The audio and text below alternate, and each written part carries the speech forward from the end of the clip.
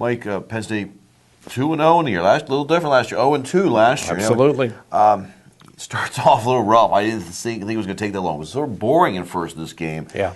Hackenberg, sort of, as he got into the groove more, and I think as I read in your column, as he became less nervous out there with 90-plus thousand, I'm not going to say 108 anymore, 90-plus thousand fans. Unfortunately, you can't, yeah. Hackenberg seemed to get into a groove. Talk to me what you saw out there, observations of this freshman quarterback. Well, I saw, as I wrote, I saw very early, I saw a lot of 98-mile-an-hour fastballs that were over the catcher's head. Just a bit outside. Yeah. So, but, he has a big arm. And a lot of talent, and they're going to be a big play offensive team. So you don't get too worked up about the 3 and outs. Although they're going to be, I think they're going to be, once they get that first down, then they're going to play faster and faster and faster. O'Brien calls it NASCAR. They go to the NASCAR thing, and so it is important in that sense. But once they got going, I thought both games they got better as the game went on. And given the heat, given the weather they're playing in, that's a pretty good thing in terms of their conditioning going forward, I think. 2 weeks in a row, I've never seen quarterbacks. These are big quarterbacks. Tyler Ferguson and Hackenberg, the ball slips out of their hands. So it's interesting. Nerves. I guess. I've got to ask you, it doesn't seem like the rushing totals look pretty good on paper, but I don't think the O-line's done very good with run protection, blocking. They probably is rushing a concern right now? I think it is. I think it is. I think they've run the ball. I mean, they ran the ball for good overall numbers on Saturday, but more than half of those came on 5 or 6 plays. More than half of those yards came on 5 or 6 plays. If you take those away, and some of those were in garbage time, some of those were they caught Eastern Michigan on a blitz, one of them was Hackenberg on a scramble. I mean, even those were a little bit deceptive in terms of measuring the run blocking. So I think that's been a problem, and O'Brien acknowledged that it was a problem today. He said we have had individuals in the offensive line that have played pretty well. As a unit, we have not been consistent. McMortar agrees with me. We've got to get better, and we're working on it. It's a veteran group. I expected that's more. The thing. I don't want to hear. Well, they're doing some stuff we haven't seen before. Well, then everybody's going to be doing stuff you haven't seen before. Yeah. Every one of these guys that plays in the offensive line, except for one, is in his fourth or fifth year in the program.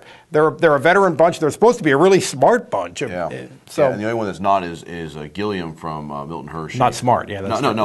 I'm kidding. I'm kidding, Star. It's a joke. I apologize to all alumni of the Milton Hershey School. Oh, you're going to get letters from the alumni. There you go. Akeel Lynch, redshirt freshman running back. Finally got to see this guy play. You can see why number 22 looks pretty good out there. He got his first touchdown. Your impression? I almost suspect that Bill O'Brien kind of forgot about him a little bit in the first game. Although he would admit that if it's corner, I think he might have. I think he might have forgot about him a little bit because he was saying today he likes having 3 running backs. We'll go with the hot hand, but if not, we'll play all 3. Mm-hmm. This is really the first time he got to touch the ball at all in his college career, and he ran for 100 yards. He looks like not the scat back guy, not the John Riggins type guy that Zwinak is, but somewhere in between, and they're in really good shape at running back. He reminds me of almost a Curtis Enos. He's got that body type. He can develop into that. It's going to be interesting. You just came from the teleconference call where O'Brien's on the phone with you reporters. Injuries first. What's he got for us? Any updates? Well, Mike Hall, the linebacker, probably will play. I think if they'd have played Ohio State last week, he probably would have played in that game. There are a couple of guys that I didn't even know were hurt, who he said very vaguely they have an issue, but they should be okay. Bill Belton is one of them, the running back. Ben Klein, the linebacker. Naeem Wortman and Adam Gress, the offensive tackle, but they'll all play. Keyser, the safety who had his bell rung, that sounds like it might be concussion symptoms, although O'Brien is very short on details. But he's questionable. He's listed as questionable as of now. He's a concern because he's the holder for the kicker. And a pretty good player, too. Yeah, he does a lot for him. Yeah. Let's look ahead here. They play Central Florida, who beat Florida International. On Akron. They're 2-0. Yeah, by a combined 76-6. They're 3 games. Is this the toughest competition so far? By far. A veteran team. They don't have a turnover yet. Okay. Veteran team with a quarterback who is probably going to be an NFL draft pick. Physical team. coached by George O'Leary, who is an old associate of Bill O'Brien's, one of the most important people in his coaching life. It's